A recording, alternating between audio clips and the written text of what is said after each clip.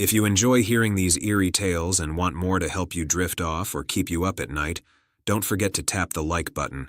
It really helps the channel grow. I sent nudes, and it ruined my life. I was on the phone with my boyfriend. We've been dating for over a year and we haven't left the honeymoon phase. His name is Delon, and he cares for me more than anything on this planet.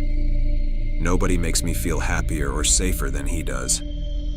We don't hang out as much as we used to after quarantine hit, but we usually just stay on a phone call the entire day, doing our own thing and talking whenever we have something to say.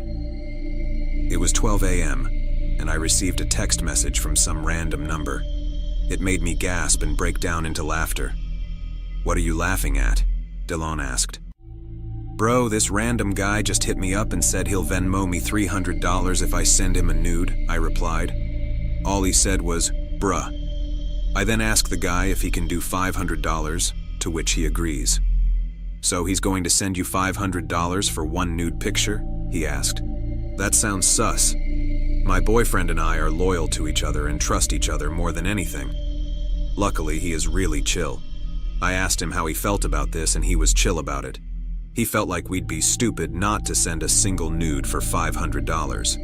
I didn't have a Venmo account, so I asked Delon for his info so we can send the $500 to his Venmo account. Make sure you take payment first. Do not send anything before you receive payment. None of that, "Send me something first so I know it's real" bullshit. He said I agreed. We were both a little excited while we were waiting to see whether or not the dumbass will actually send $500 for one picture. After I sent the creeper Delon's Venmo email, I heard his phone vibrate over our call and he said, "Bro, he actually did it." Well, then came the awkward part. I was going to send a random guy a picture of my tits while I had my boyfriend on the line. "Don't show your face," he said. I was a little creeped out, so I asked the guy for his Instagram so that I can see who he is and send the picture from there. That way, I'd also know if he screenshotted it. He gives me his Instagram username. If you don't believe this story, look the name up yourself on Instagram, Uwairov. The profile picture is black, his bio only says John with the devil emoji, and he has 0 followers but is following 61 people. He's private, so I can't see his pictures, but it says that he has 61 posts, same exact number of people that he's following. Weird. I start a chat with him and send the nude picture and sure enough he screenshots it. Whatever, he paid me $500. 10 minutes later he followed me on Insta. I looked at his profile. 62 followers and 62 posts. It was 61/61 10 minutes ago. My guess was that I'm not the only girl he's done this to. This sicko probably followed all of the girls that he purchased nudes from and posted their pictures on his Instagram. The only person seeing them are him since he has 0 followers, so even if it's weird, I guess there's no harm in that. After the deed was done, my boyfriend and I laughed it off and talked through the late night until we fell asleep on the phone together, forgetting about what happened that night. We woke up the next morning still on the phone, talked a little, then hung up to do our own shit. Chana went on. A few nights later, Delon texted me saying, "Get dressed. Make sure you wear something fancy. Don't ask any questions." I knew I wouldn't get anything out of him, so I got dressed with no questions asked. I heard Delon pull up before he even texted me telling me to come outside. I got in his car and we drove off. 20 minutes later, we were outside my favorite restaurant. At the restaurant, we ordered a few glasses of champagne after we finished our meal.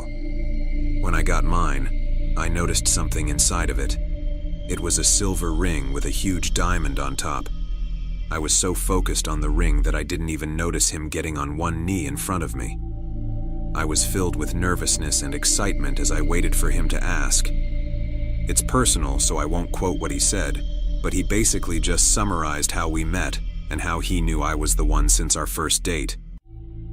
"That ring looks like it cost more than $500, I joked.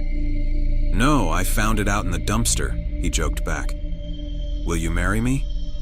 "Yes," I replied. Some tables around us congratulated us, and the restaurant sent us over a small dessert as a congratulations. Despite now being engaged, We didn't live together yet. He invited me over that night and I agreed. We started driving over to his house when I got a call from my mom. My mom has a problem with getting really bad migraines. I'm talking really bad. One time she pulled out one of her teeth. She said it hurt so bad that it temporarily distracted her from the pain of her migraine. Anyway, my mom told me that she doesn't have any pain yet, but she can feel a migraine potentially starting and asked me to spend the night. I couldn't imagine leaving her alone during one of her migraines, and this would be the perfect time to distract her by talking about my new engagement. I told Delon and he said no problem. He dropped me off at her house and went home. My mom and I were on her bed and she was resting her head on my lap. I was gently massaging it and I started telling her about my night. I did a good job of distracting her from the migraine that was forming, because eventually we tired ourselves out talking about my future with Delon and we both fell asleep.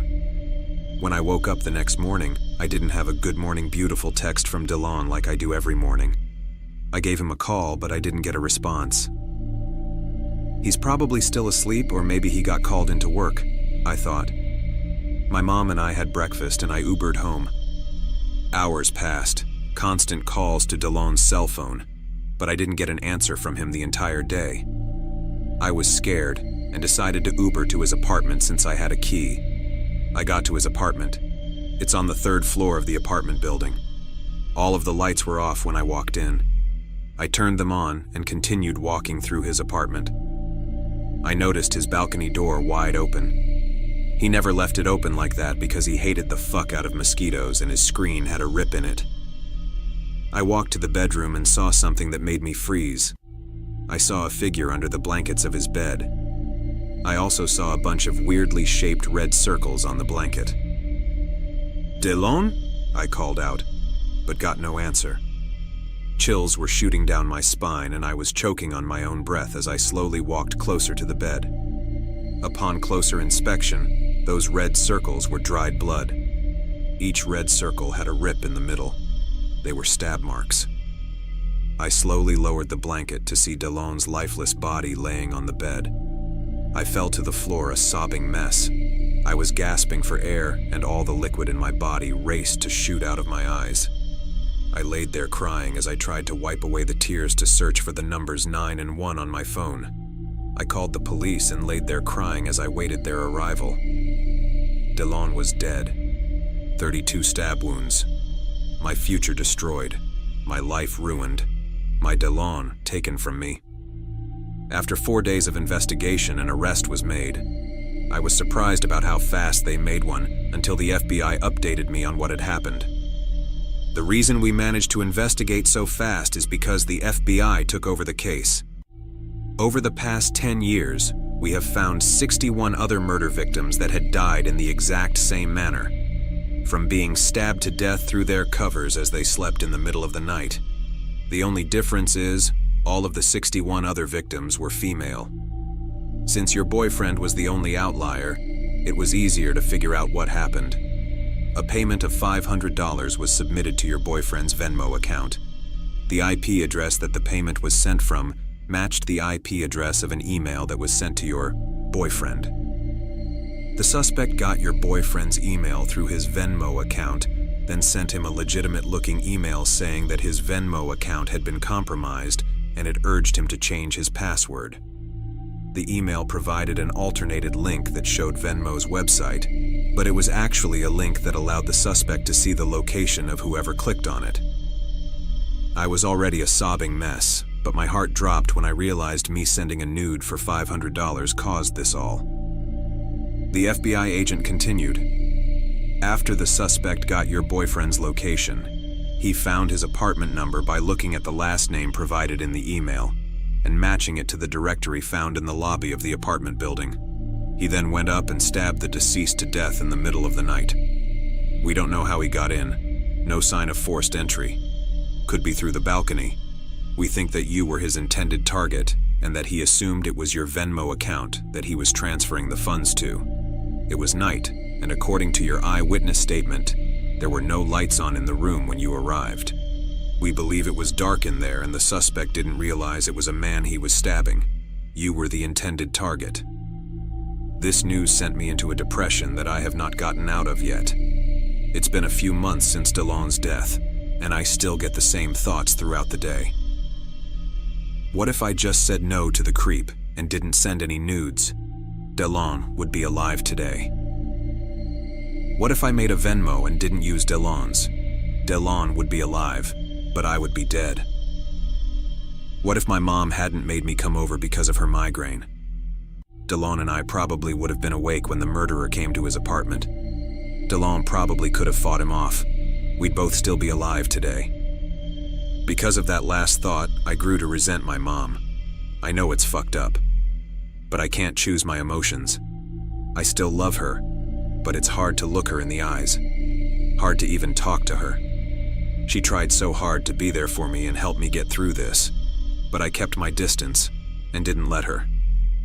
I hate to admit it, but I became an alcoholic after all of this happened. Alcohol is the only thing that helped temporarily wash away those 3 thoughts that kept circulating through my head. I've also tried to take my life 3 times so far. And tonight is the night I think I'll actually go through with it. I just needed to get this story off of my chest. Needed everyone to know that the love of my life died because of me. Goodbye.